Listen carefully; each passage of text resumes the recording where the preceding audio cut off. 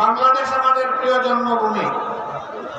আল্লাহ তাআলার বড়ই মেহেরবানি, দুনিয়ার খুব কম জায়গায় এরকম সুজলা সুফলা শ্যামল দেশ মানুষ পেয়ে থাকে। আমরা এমন একটি দেশ পেয়েছি, মাটির উপরে অফুরন্ত সম্পদ, মাটির গর্ভে অফুরন্ত সম্পদ, সমুদ্রের গর্ভে অফুরন্ত সম্পদ।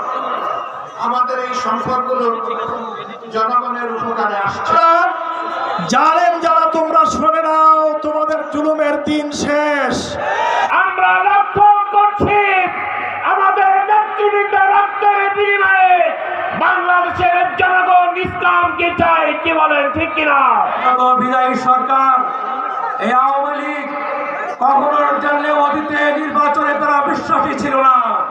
সম্মানিত প্রধান অতিথি, আমাদের জন্য যে দিক নির্দেশনা